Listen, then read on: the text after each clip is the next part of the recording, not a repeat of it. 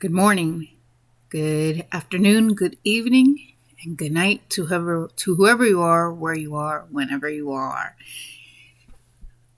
All right, so I had to rewatch the latest trailer for season 3 of Interview with a Vampire, which is now called Lestat, the Vampire Prince. And like I said, I had to rewatch that trailer over and over again to understand it. Because after how season 2 had ended, I had the impression that Louis was going to be 86'd by other vampires because the book or the memoir, Interview with a Vampire, was released. Daniel Malloy is now a vampire. And it looked as if Lestat and Louis had reconciled. And at the end of the last episode of season 2, it looked as if, we were not going to see Louis. Because Louis basically told these vampires, here you are talking crap. Why don't you really do something to me? Come at me. So it looked like we weren't going to ever see Louis again. And that if there was going to be a season 3, was it going to be taking the form of Queen of the Damned? Because Louis gone and Lestat probably had heard this and wants to take revenge on the vampires because in Queen of the Damned, he was starting to give secrets away of the vampire communities, and they were not happy with him. Some had gone to sort of take him out, but he is saved by Akasha and things of that nature. Now, that's what I thought season 3, if there was a season 3 going to happen. Turns out it's not. I don't know if they're going to retcon some of the stuff we saw in season 2. And if so, because I think they did, because it looked like they reconciled. The book was already out. But due to a clip that AMC released about a month or two ago, where Lestat finds out that the book had been released. Now, it looked like they reconciled. He's in Canada. Louis is wherever he is. Lestat's trying to convince him, hey, come to Canada, come to Montreal, come with me. Come over here. It reminds me a lot of Paris, because he used to live in France. He's hearing this god-awful music that's called Satan's Garage, something like that. And they're talking all as well. And then he gets a notification about the release of Interview with a Vampire. That's how you find out. Prior to that clip, we already saw a trailer that Louis and Lestat are going at it. Obviously, something of defamation of character. Now, we see that Lestat is now a rock star. Of course, this season's going to dive in how it happened. But with the clip alone, it seems that he's not happy because he's telling Louis, why didn't you tell me about it? How did this happen? Louis is going, I don't know how it happened. Daniel must have had it in the cloud. And by the time I realized it was about a month ago, Lestat goes, a month ago? You should have told me. And he's hearing how he's almost portrayed like the bad guy. Now, from the trailer alone, this new trailer, you have more of an idea of Lestat. Even though we haven't seen the episode yet, which is going to be released next month, June 8th to be exact. I can't wait. I want to see how this goes, because in the trailer alone, it looks like his bandmates, who are humans, know that he's a vampire. Daniel Malloy is called with Lestat because he wants a rewrite. That's what he said. Because there's a scene in the trailer where Daniel goes, why did you call me? Why music? Why now? Music's my rewrite. This is a rewrite. Because there is a scene where he put lies, the scene that took place on the train, which Daniel says in one of the trailers goes, he didn't like the part with Claudia, and he laughs and things like that. Typical Daniel Malloy humor. Well, obviously, like I said, his bandmates know that he is a vampire. Daniel Malloy is going with him on this trip to hear his side of the story. Now, Lestat has proven time and time again that he is a unreliable narrator. So hopefully with this season, we get to see his story. And what it looks like is he has a stutter when he was a kid, possibly not treated in the best way. It seems that his mother, his own mother, may have been his creator. And the reason why I say this is because in the first season, I believe it was episode 7. And this took place after this big fight, which left a strain on Louis and Lestat's relationship. And obviously Claudia, because Claudia was turned when she was a child. She's in her 30s now, despite being in the body of a child, because she's immortal, she's a vampire. And Lestat tells him the story of how he turned. He said, and if I remember correctly, it was a long time ago since the first season came out. The first season came out in what? 2023? 2022? 2023? Whatever. It came around the same time as Roswell came out. New Mexico Roswell in the CW, which that was a good show. But I didn't finish the 5th season. I think it came out with a 4th or 5th season. One of those seasons I didn't really finish. But anyway, if I remember correctly, Lestat's trying to get his family back. He wants his family back.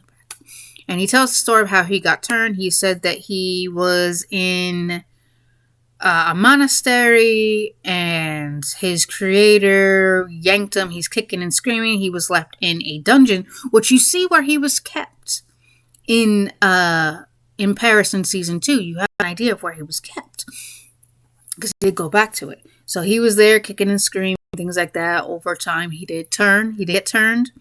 And his creator, he says that his creator threw himself into a fireplace, and because he says he was done with the gloomy faces, things like that, and he threw himself, basically, this would be cutting his own cord.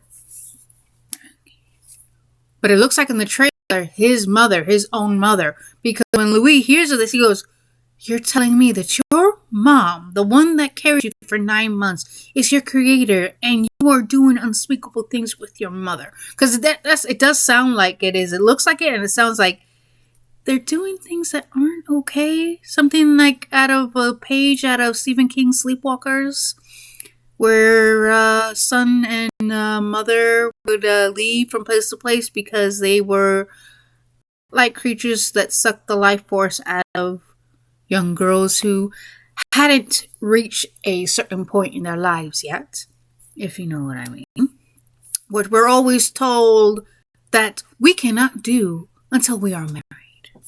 That kind of thing. Well, anyway, obviously, it seems that their relationship is much like the relationship in Sleepwalkers. Then again, we could absolutely be wrong, but judging by what the trailer looks like and feels like and seems like, it doesn't look like an appropriate relationship. But, like I said, we don't know. We're only going by the trailer, which I'm only going by the trailer. Also seems that Lestat is going through a lot, because there is one thing that keeps on popping up. Failure. It seems like Lestat has a lot to prove, and probably mostly trying to prove to himself that he is not a failure. Like I said before, it looks like he did not have a very kind time growing up. Seems like he was not treated correctly, which could explain why his turmoil with his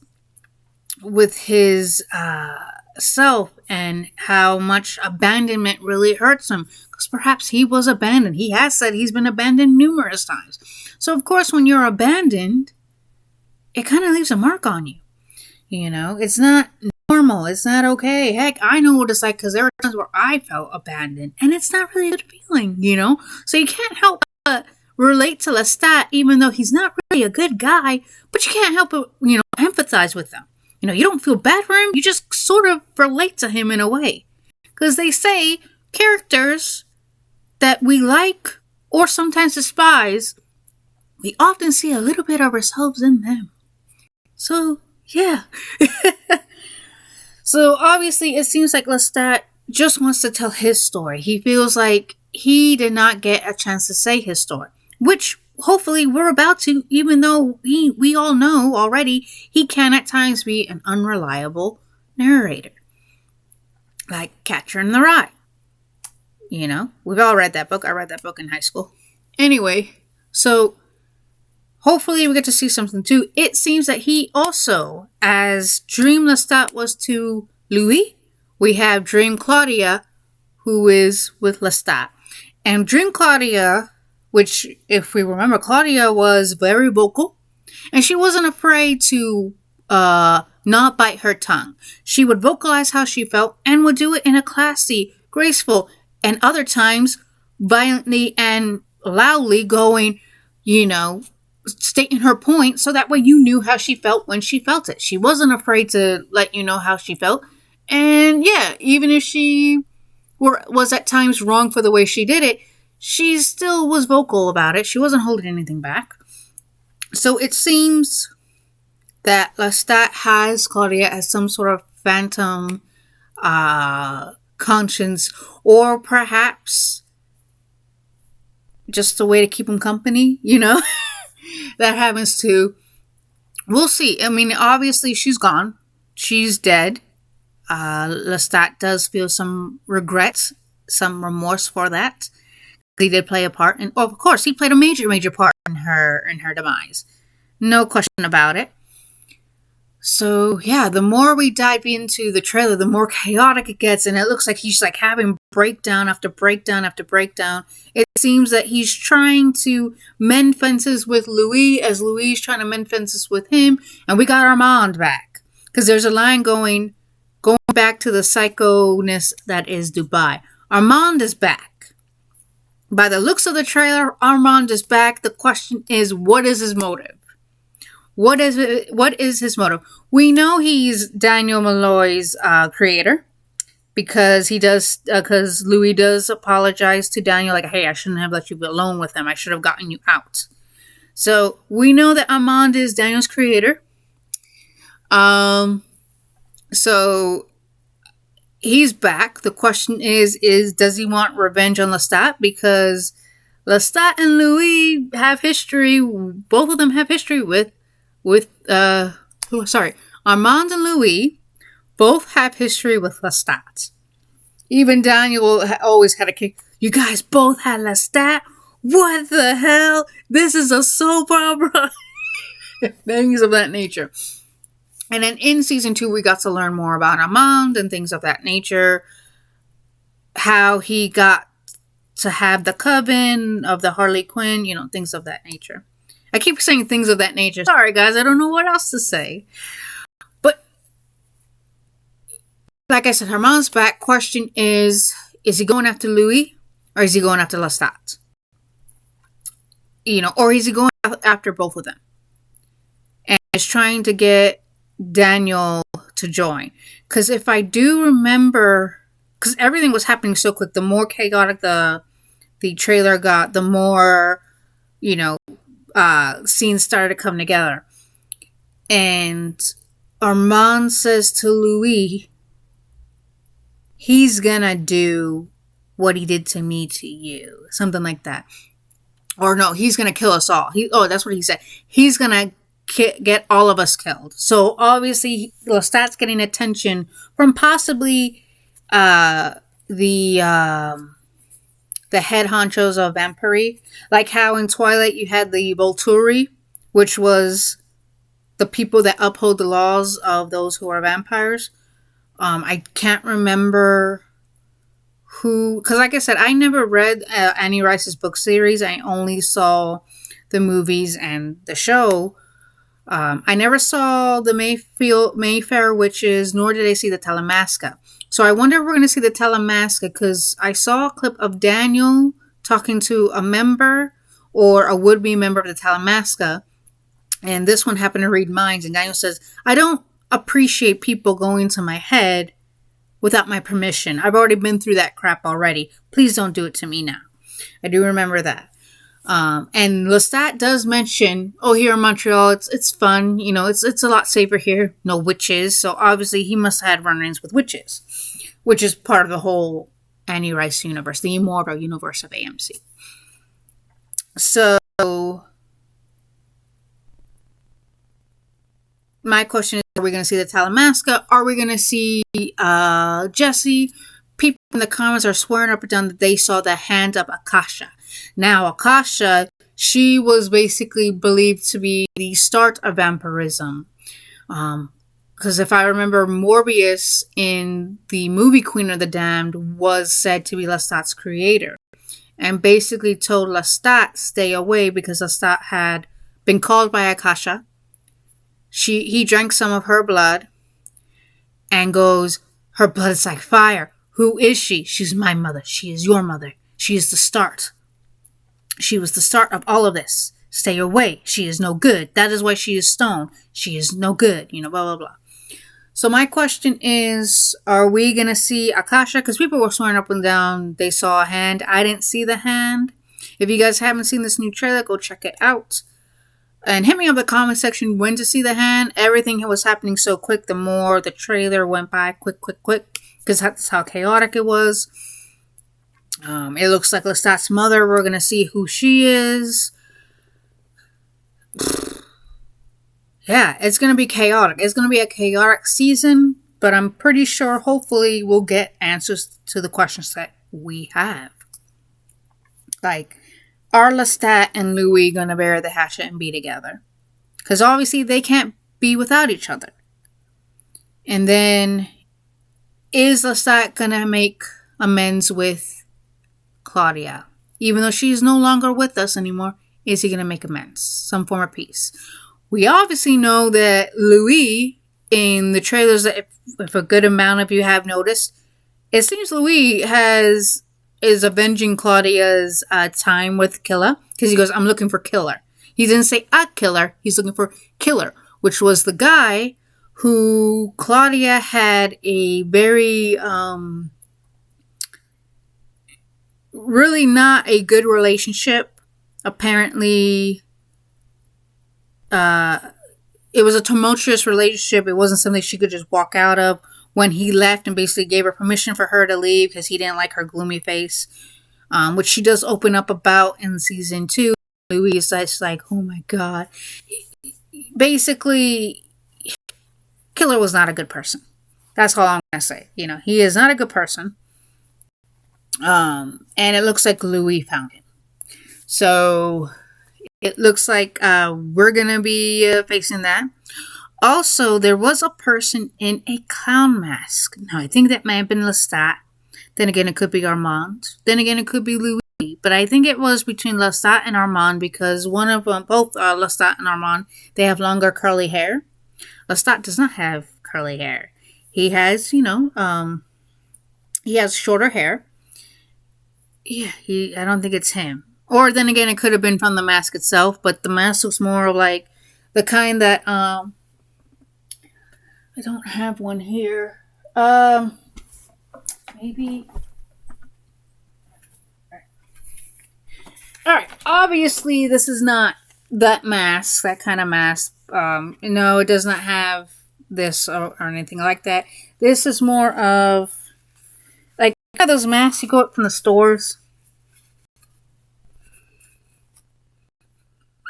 Is this supposed to? No. Because the eyes go here. Okay. Hi. It looks like a mouse more than a rabbit. Anyway, my point is, it's the kind of mask that has like the string in the back. And you put it over your head and it's like a clown mask. That's what it looks like. I think Lestat may be underneath it because he's in disguise. Yeah, I got this from Amazon. It looks better in the picture. It looks more like a mouse than a rabbit. Yeah, so here's the nose.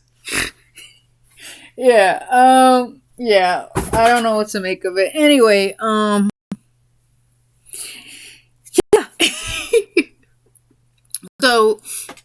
I think in this season we might see some members of the Talamasca.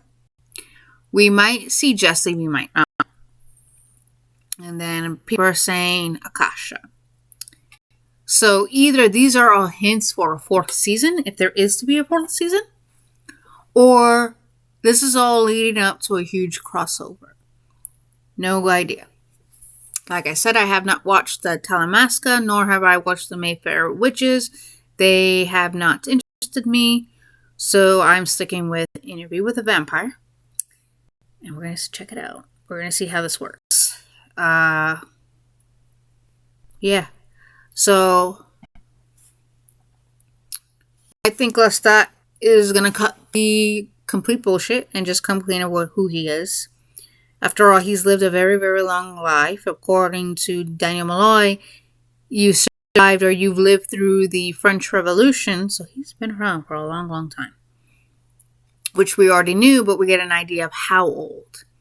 So, seems to me we're going to check that out. It looks like the mother or his creator, whomever she is, she's going to come to play. It'll be interesting to see if the relationship is exactly what we think it is, or if this was just some woman who took him in, acted as the mother figure, and yeah, that kind of thing. We will see. I don't know. I don't know what to think. I don't know how to think. All I know is that our questions will start to be answered in June 8th, next month. So,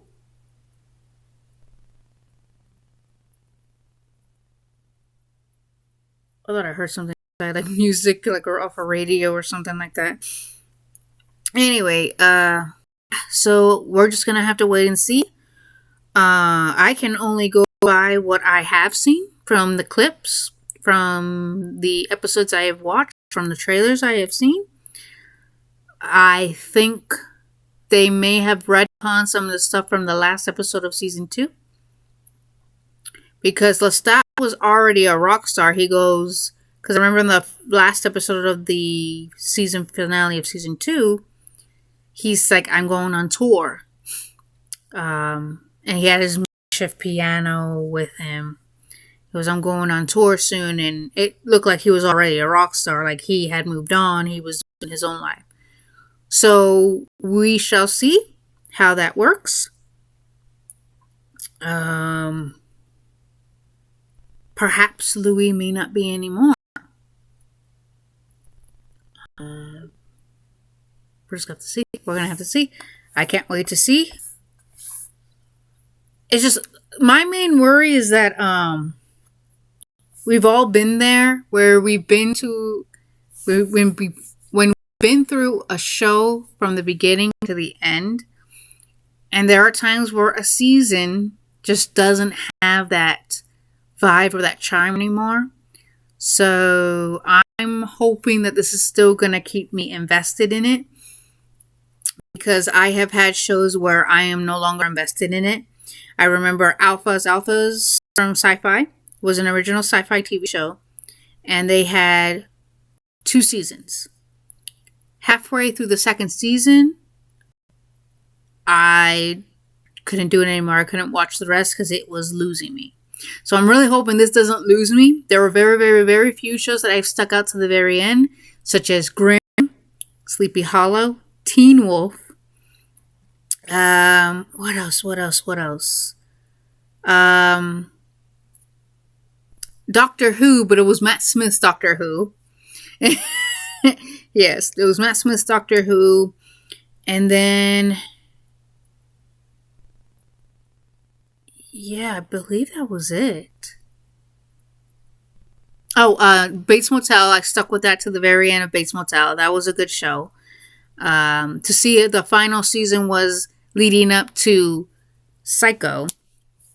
It was very cool to see how that, was building up to that. Yeah, I stuck with those. Ones, and I remember Matt Smith, I cried. Teen Wolf, I cried because they broke the season up. I don't like it when they break the season up. They broke the season up. The episode when Styles disappeared because the Wild Hunt had come. I'll admit I cried. Grimm. I wasn't too happy with how it ended, but it was like, okay, cool. iZombie, yeah, not many people, even the actors. I had heard that the actors of iZombie, that was a show I stuck to the very end too. They didn't like the way it ended either. But I remember one of the actors had been asked that question, and they asked that question. He goes, "Yeah, we didn't like it. We didn't like it." And I believe it ended just before or maybe after COVID. Because I remember, I think 2019, 2020 when it ended. And this is when COVID had started to become it. When did the CW's iZombie end? Okay, it did before. Yep, it did before. August 1st, 2019 was the last episode of iZombie. And yeah, they said they weren't very happy with the way it ended. Which, yeah, it kind of felt weird when it ended. But that was a good show. I watched that to the very end too. I don't have the seasons for that because they never did the complete pack. So yeah, like I said, Teen Wolf I stuck with to the very end. iZombie, Sleepy Hollow, Bates Motel, Grimm. I have the entire set of Grimm. Yeah. So I hope that Interview with the Vampire keeps me going. Yeah, Game of Thrones, I never finished Game of Thrones. I guess I got tired of the whole build up to the Iron Throne. I'm like, okay, when the season ends, I'll figure it out because it's getting ridiculous.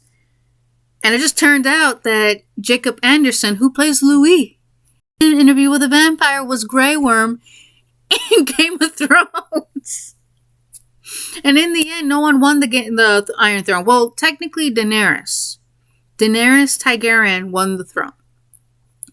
But her relationship with Jon Snow, which turned out he was a Targaryen, because her brother was his father, making Jon Snow making Jon Snow her nephew.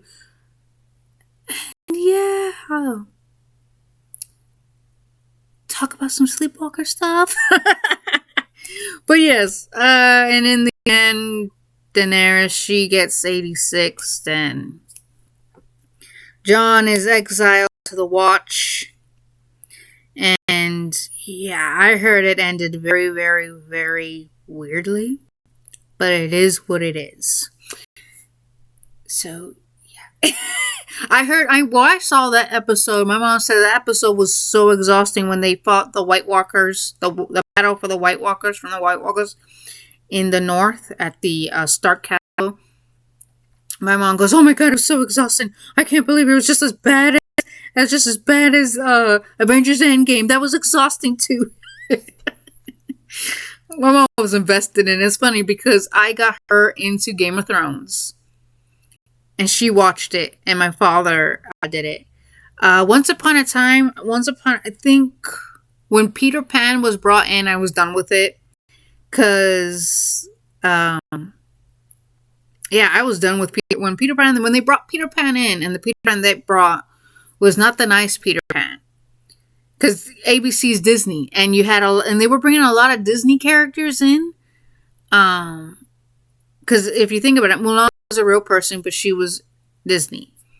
Ariel was also Disney, but she was a Hans Andersen tale. Same thing with all of these characters. They were all the Grimm tales, Andersen's tales, all these, Charles Dickinson tales. They were all tales before Disney came along and then took these tales and whimsicalized them. And, Once Upon a Time, Yeah, when they brought Peter Pan in, I stopped watching it because it turned out Peter Pan was Rumpelstiltskin's father. Yeah, no. Yeah, no. But yeah, so hopefully, I doubt it. I know the season's going to be good and I'm going to be invested in it. So I don't think I'll have any issues with it, especially with how invested I am with the trailer because I want to know what's going to happen. Are Louis and Lestat going to reconcile? Is Armand going to do something that is going to prevent that from happening? Are we going to know truly who Lestat is? Because, like I said before, Lestat has proven time and time again that he is an unreliable narrator. Are we going to hear his story? Are we finally going to know the man who was behind the Brat Prince? So, yeah. Let me know your thoughts in the comment section and let's go through this journey together because I can't wait to figure this out. Can't wait to see this chapter. So, bye.